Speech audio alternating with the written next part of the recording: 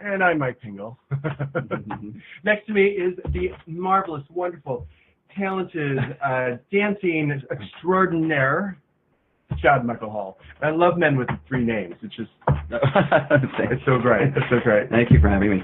Today we are going to be talking about the West Hollywood Dance Festival that happens this weekend, tomorrow and Saturday. There's still tickets available for, I think, all 3 shows, or is anybody? All 3 shows? All 3 shows available. At 7:30 on both nights, also on Saturday at 2 o'clock. It is a kid-friendly show, and now we're going to ask some, Barbara Walter questions here. Okay. How did the festival come about? Well, there's a program through WeHo Arts called the Organizational Development Grant Program. It's one of several grants that the city offers, and this one is designed for younger organizations to invite you to create programming for the city, its residents, and then they also they provide funding for this programming, and then they also provide funding for technical assistance for organizational infrastructure and increase organizational capacity, things like that. So I decided to apply, and with my company Multiplex Dance that I started in 2013. It's a dance company based here in Los Angeles, and making work locally and touring regionally. So I was thinking of what I could do for the city that they don't already have, Yeah. And it turns out the creative city doesn't have a consistent concert dance presence. It hasn't before. So I was also thinking that it'd be great for my company to have a place to offer, and my company members and myself as well, to teach and offer workshops and things like that. So it's sort of how it came to manifest was, well, why don't we just do a festival, and it can have an intensive training program. We can offer a series of community workshops for WeHo residents that are free, and we can perform, of course. And so we started off last year, the inaugural event. We had one guest company from Oregon and a couple of guest artists, but it was mainly us and the company and teaching. Oh, wow. And it was a lot of fun. It was a big success, and so the city was been amazing this year, and their support, giving us West Hollywood Park Auditorium, which is a bigger venue. You might be thinking, West Hollywood Park Auditorium, like, how do you do dance there? And it's because I like to think outside the box when it comes to presenting dance, making dance. Yeah. And we're turning what I have recently learned is where people play dodgeball, and there's a regulation volleyball court in there, and there's a lot of speeches and things, events in there. We're turning that floor. We're not even using the stage, actually, that's in there. We're using the main floor area, okay. So the audience will be seated on all 4 sides. So kind of like a round space. Yeah, theater in the round. Yes, exactly. And so the dancers will be coming the round. We call it dancing around. Dancing around, yes. So this will be coming very close to audience members. That could excite people, and that could be dangerous too at the same time. Well, although dancers are very small, they're very tiny. We're working on making it non-dangerous. But the dances are very, very fun, and you're doing a couple of dances too. I have 3 works in the show. Yeah. Well, why are you here if you have 3 works in the show? Don't you have things to do? I do. I wear a lot of hats, but you know what? I'd be bored if I didn't. So, wear a lot of hats. That is an understatement. Your career and what you've done and the commitment you've had and going and doing it. I was tired just writing about it yesterday for WeHo Times. I was like, wow. It's been a feverish pace for a while, but like I said, I get bored easily. So, and I love dance so much. I mean, I love making it. I love producing it. I love curating it. I love teaching it. I love writing about it, reading about it, mentoring, future professional dancers as a professor at University of California, Irvine. So, anything that has to do with dance, I love it. Does this look like a professor's face? I mean, come on. Yeah, of course you love it. It's great. Yeah. And you're mentoring someone this week too. Yeah. Tell us a little bit how you got to meet Giselle and how that worked out. Yeah, well, I was on a commission in Arizona last fall, and a friend of mine and a colleague, Marianne Herding, who's the director of Movement Source Dance Company, and she teaches at Xavier College Prep. We've known each other for a while. She started a community outreach program called Guide Dance. and where she pairs young, promising high school students with a mentor, and you have you sit down, have a coffee meeting or a lunch meeting, and then you're invited to keep in touch with that person. So I was paired with Giselle, and that's how I met her mentor teacher there, where she goes to school, to Chavez, Candy Jimenez. Got to know them both, and they're both delightful human beings, and Giselle is a very promising dancer. I mean, she's got a lot of talent, a lot of potential, very sweet, wonderful performance, raw emotional vulnerability and ability to perform beyond her years. Actually, I was very inspired by her and her family. I got to meet her parents, and so I just started thinking what else I could do for them. I mean, how can we have this outreach go beyond this particular moment? And so I was invited back to Arizona in the spring for another commission, and I started thinking, well, I have a solo that Candy Jimenez, when I first met her and she took one of my classes, this was last fall, she inspired me, the way she moves, and I ended up making a solo. And so I'm like, why don't I set this solo on you, and how about Giselle understudy the solo? And I was so inspired by her ability to jump into a professional solo role that's when right then and there, I called my production manager for the festival and said, I'm sponsoring a student. I'm going to meet her parents. We're going to talk about how she's going to come out, where she's going to stay. I'm just going to give her a full scholarship. She can take all the classes for free, all the workshops, and she's going to perform. And we'll figure out exactly what she's going to perform. So what we decided is she's going to do a solo. Excellent. So Candy is here as a guest artist doing the solo Friday and Saturday nights, and Giselle is going to perform the solo for everybody on Saturday afternoon. So that's a must see. Yeah, she's going to be great. And who else is going to be performing this weekend? So we've got 4 guest companies performing with my company, Multiplex. So 5 companies total. The guest companies are Ballet de Homme, which is French for Ballet of Men. Damien Diaz is the artistic director. These are 3 male ballerinas. Call them. They dance on point, and that's them right there. You can see them doing it. Looming above my head. Yeah. And we have Antics Performance, which is a hip-hop dance theater company based here in LA. They're going to be doing 2 works, as well as Ballet Dome doing 2 works. This work by Ballet Dome, they commissioned me to make that. It's called Dangerous Moves, and it's going to be combining my athletic, acrobatic, intense movement vocabulary with Ballet on Point, so I'm super excited about that premiere. We've got Hexagon Dance Collective, which is a brand new company based from Loyola Marymount University. There's 6 dancers that just graduated from there. They dance beautifully. They make work collaboratively, and I saw their work and thought, hey, why don't we make this a big coming out party for you guys? So they're going to be joining us. They're fabulous, and we have the Taiko Center of Los Angeles back with us too. We worked with them last year in the inaugural festival, and that was a lot of fun. Really powerful to see live taiko drumming, Japanese taiko drumming on stage with dancing, happening at the same time. And so my rehearsal director from Multiplex, Charlotte Smith, actually choreographed a work with Willie Wu, the artistic director of Taiko Center of LA. So we're going to have that piece in the show. We also have additional guest artists, Jess Harper and dancers, and her work will be closing the show. And we have Candy Jimenez, and Giselle will also be performing. That's great. So something for everybody. I mean, the dance spans all genres, but contemporary, modern, hip hop, ballet, just improvisational elements. There's also a lot of theatrical components that people that you don't expect. In addition to being in the round, as you said, we are incorporating a state-of-the-art mobile app. Wow. And my dear friend and colleague, John Tengis, and his collaborator, Tony Reimer, have put together a version of this app that they've been developing now for a few years. We've done a few projects together in the past, and I thought, it'd be really cool to try the app. I'll explain it in a second, but try the app in a situation where, not just in the context of one creative work in dance, but of a whole show. And could the app be like an MC? And so what's happening is when you come to the show, there'll be a free download for iPhones and Androids, and then once you connect to the app, you make a username. You can send text messages that will live stream to screens. In the event, yeah, wow. During intermission and pre-show. You can actually talk to other people in the space.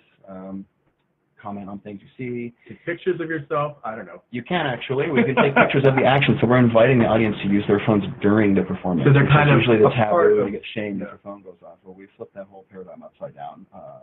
So they're going to be a part of the experience. Absolutely, it's very much immersive in this digital way. We all use our phones all the time anyway, and so one of the things John and I've been asking to do as collaborators is how can we embrace this in the creative process and in performance? And so we're doing that here.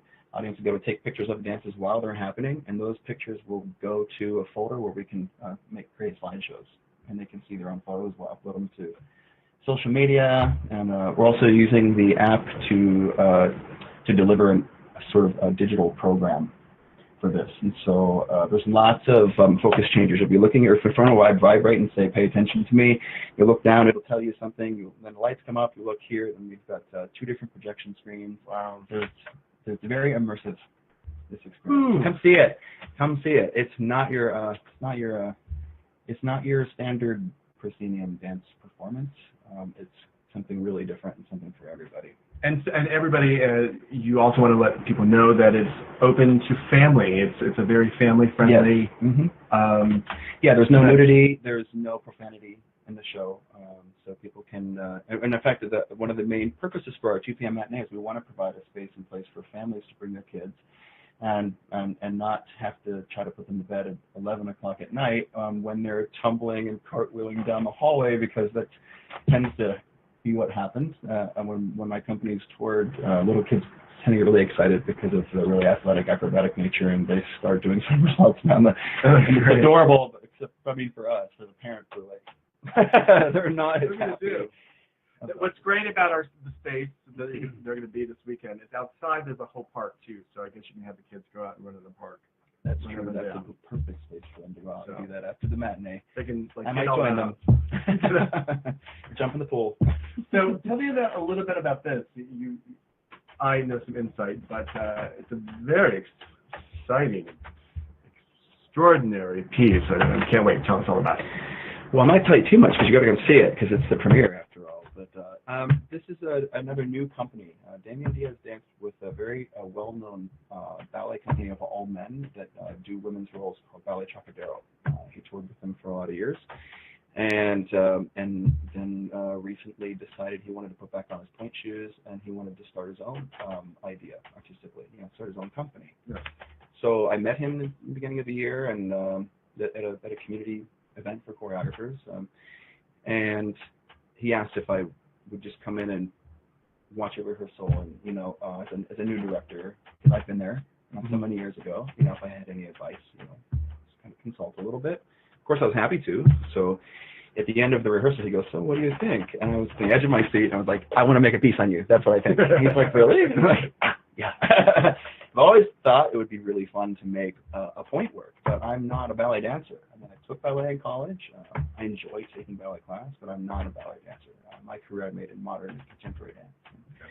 So I always thought it'd be really fun to do my upside down, tumbling, rolling, sliding, pivoting, launching through the air vocabulary, dance vocabulary, but figure out a way to incorporate pointe shoes and get the dancer even higher up on there. But I know nothing about pointe work. I don't pretend to. So I'm like, okay, this is going to be a giant experiment. It's been a really fun process because the guys, of course, they take class every day on pointe, right? Yeah. And so there's this really cool collaboration, co-creation process that's gone on where I'm like, okay, this is what I would like to see. Can you go upside down and then fan your leg around and land right on your toe shoe in arabesque? Ow! And they're like, I don't know, let's try. And so we've tried a lot. It's been really cool like that. And then I've also been able to, invited them in to say, okay, this is what I'd like to see. And they're like, we need more steps. We need a transition step or something. It's something that it's not in my sphere, right, of creation, but it's really on there, right there in the front of their brains. And so we've had a great collaboration in that way. So the premise of the work is expressing identity, individuality, who you are as you are, where you are. If we were to say a premise, right? It's like this. These men represent this gorgeous androgynous place that exists between binary gender roles that I think, for me, is very important. I know gender feels very fluid for me. I appear outwardly, masculine, but there's a whole spectrum of how I feel in terms of gender roles that I feel, and so I allowed that to come out in me through this work. That was really fun to be able to express that. There's a little slight references to whacking, voguing. There's a slow motion death drop in there at one point. All right, you're giving it away. You're giving it all away. Yeah, I shouldn't say anything. You have to go see it this weekend if you're in West Hollywood. Yeah. Who's a cheater? Well, this is a good teaser too. I mean, you know what I'm saying. What is your favorite dance to do and watch? To do? My favorite dance to do is improvisation. Yeah.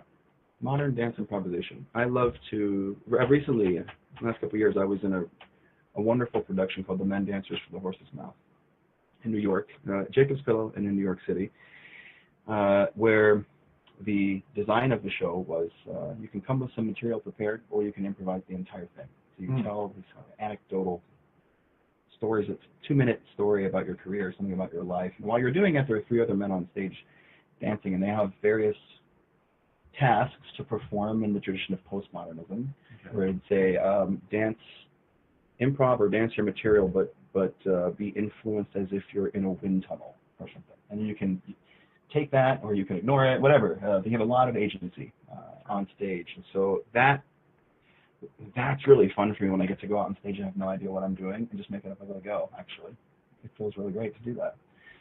My favorite dance to make, my favorite kind of work to make is work that is accessible to a wider audience.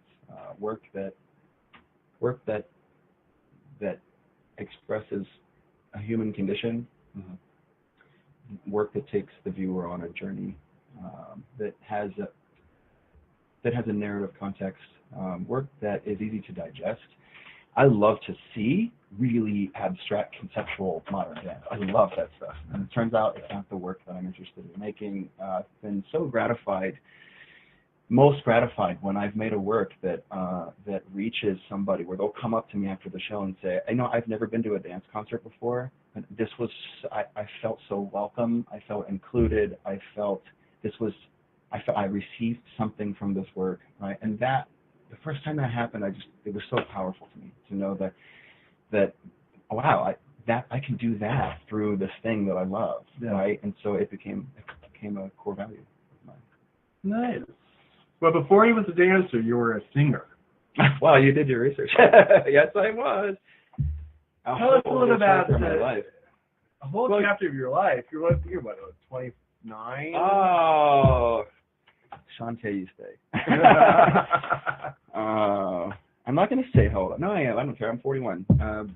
So, yes, it was another chapter of my life. But, yeah, I grew up as a musician, listening to jingles on the radio while my parents were drumming us to my grandma's, and then I'd get to my grandma's and jump on her piano and figure it out by ear. So I was born with a innate musical ability and a really acute ear, like approaching perfect pitch. And so I at about 10 years old, my family started really noticing, and so they gave me a saxophone, and then I had a trombone, or not a trombone, a trumpet, and a French horn, and I was the drum major in the marching band, and music was my life. But singing was my main instrument, and I used to compete at these festivals and stuff in high school. Yeah. And then I went to school for music and ended up touring internationally with this chamber singing ensemble, singing for the Pope in papal addresses and hall, and it was a wild adventure. And then one day, like, this booming voice from the sky said, "This is it. This is no more. You'll have to do something else with your life. This is the end of the road." And so I went. 6 months later, I decided to watch a dance class. And within 5 minutes of watching that first class, the fog cleared, and I knew exactly what I was going to do with the rest of my life. So we all wish it would happen. Never looked back. Fantastic. That's fantastic. Yeah. It sounds like your parents were very supportive too. Yes, my parents were fantastic. Yes, and on all aspects of my life, my parents are incredibly supportive. My dad came to every choir concert, and I know he didn't love them. I know he did not love them, but he came to every single one. So I keep thinking like that. And I have a wonderful stepmother who is is so supportive into my life in every way. And every time something gets posted this week, actually, if you look on Facebook, you'll see my mom is commenting and telling me how proud she is of me. So that's beautiful. I'm 41 years old, and I'm like, thanks, Mom. You know, it's awesome. So I only looked that way when I was 41. We have some questions coming in from the people in the World Wide Web. Oh, right on. Does anyone ask Mr. Hall if he looks like Matt Damon? I've never heard that in my life. No, I got to tell you, when I first moved to Los Angeles, it was 2004, and it was right around the time that the Bourne Ultimatum came out, and there were billboards all over Hollywood with you on it. With me holding a giant gun looking down the scope. I mean, it was at that point the resemblance was eerie, actually, especially when it really kind of take me by surprise when I would see the billboard. It looked like I was looking in a mirror at first. Yeah. So I mean, you know, I had hair on top and I didn't have hair here. So, but yes, I have heard that. And once, yes, I did get a table for the restaurant. What? Sorry, Matt. Just once. I just thought it would be fun to try because people kept coming around the corners and looking, and we didn't have a reservation. So I just said, "Can you see us? Do you have room for us?" Damon, party of six. Party of six. Yeah, it was a party of six. Wow. That's kind of not a great thing to say, I guess. But I had to just try it once. It actually worked. So yes, the answer is yes. That's great. Well, talking about that, do you have a favorite dance film? I'm taller and younger. Okay. Do you have a favorite dance film or a favorite Broadway show you danced Broadway show? You know, Broadway's not my thing. I respect it tremendously. And everyone, yes, I know it's a surprise because, you know, sing, you dance, a bit of an actor. But there are a couple shows that, like, I absolutely love, like The Book of Mormon and The Producers. In general, it's just not been my cup of tea, you know. But like I said, I have tremendous respect for it. And it's, those two shows I have a lot of fun at. Let's see, what else do we have? What burning questions do we have? So we did the singer one. Where can people get tickets for this weekend? You can go to the... people go in and get them now. Yeah, right on. You can go to the website. We don't have it up here, but it's www.multiplexdance.org. Maybe we can flash it or type it in here somewhere. It would be put up here. You know what, though? You can just Google West Hollywood Dance Festival. I mean, we're going to come up right at the top. So... yeah, West Hollywood Dance Festival will take you to my company/festival website. Yeah. Right on the homepage, there's a link to go to performances, and it'll tell you more, you know, again about the companies that we're sharing these shows with, and a direct link to buy tickets. It takes you to an online ticketing system. We also do we will be selling tickets at the door. We would love it if people would get their tickets before they get in the car and come so that we have an accurate idea of who's coming. Yeah. And we have your name on a list, and it's really efficient. We can just cross you off and welcome you in. But we will be accepting cards and cash at the door as well. Great. The door price is $30 at the door. And so there's 3 shows to choose from. So Friday and Saturday, 7:30. Saturday also at 2. All shows are at the West Hollywood Park Auditorium. And there's parking at the 5-story structure. That's important to say. Oh, yeah. Validation, park validation. We're offering the park validation, so you can actually have garage parking and not have to. Is it at the library next door? You may end up paying like $1 or $2 if it goes, you know. But in this town, $1 or $2 is nothing. You know that. I mean, yeah, the convenience of having a garage. Another way the city it's just been amazing for us to provide support of having that garage available for everybody and doing the park validation. So. Thank you, City of West Hollywood. Thank you, Andrew Campbell. So, thank you, Michael Che. Oh, thank you. Thank you, Mike Pingel. Oh. It's fun talking to you. So what do you want people to come when they leave the festival this weekend? What do you want them to feel? What would you like them to walk away with? Oh, nice. That's a nice thing to think about. And I have thought about it. It goes back to the word accessibility. You know, I want them to feel that they were a part of a community. Very important. That community all received. They were entertained. They received messages that made them think, that inspired them, made them smile. Yeah, I want that people will come away with an emotional response, a positive emotional response for this. I've been saying that these shows are a kind of like this crossroads between a proscenium concert dance performance, a community town hall meeting, and a rock concert. There's a lots of lights. We're not going to be doing a lot of interstitial space between pieces. Lights down, applause, lights up, next piece. We're on a tight ship in that sense, just to keep it moving, right? Yeah. And with the seating in the round and people being able to share photos with each other and be able to send text messages to each other, I want the people to feel that sense of belonging, that sense of ease and enjoyment in watching a concert, that they don't have to figure out the dances or wonder about what's going on because they're digestible. Nice. Now, you're doing all of this. What's making you most nervous? Oh gosh, there's always the standard producer anxiety that like no one's coming, but I already know that's not happening because I looked at the numbers this morning. We have tickets sold, so I know there's at least this many people coming. I know, but always when you put something out there in the world, there's always a feeling of insecurity and wondering of like, are people going to enjoy this, or are people interested in going to see it? There's that. But I have learned in my experience to have faith. If you build it, they will come. And we built it, and so far they're coming. So, and I'm very confident that the community is going to come out and support it and have a really great experience. And what are you most excited about your event? What am I most excited about? Going to sleep. Sleeping in on Monday. There you go. Obviously, doing this is what I love to do. I mean, to put this much time and effort, and it's not me, just me, by the way. I mean, this is great to get to talk about it with you, but there's a whole team of people here that this festival could not happen without. David Mack, production manager, Zach Davidson, marketing director, Corinne Wicks, co-creative director, John Tenges, co-creative director, app developer. I mean, the list goes on and on.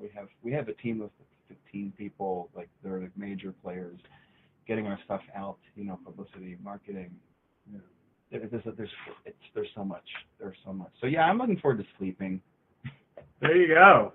Looking forward to sleeping. Well, everybody, this weekend is the West Hollywood Dance Festival. It's happening tomorrow night, Friday at 7:30, Saturday at 2 p.m. and at 7:30. Also, tickets are on sale at www.multiplexdance.org/WHDF. Just Google West Hollywood Dance Festival. And we'll put the links up here, down there, wherever they are.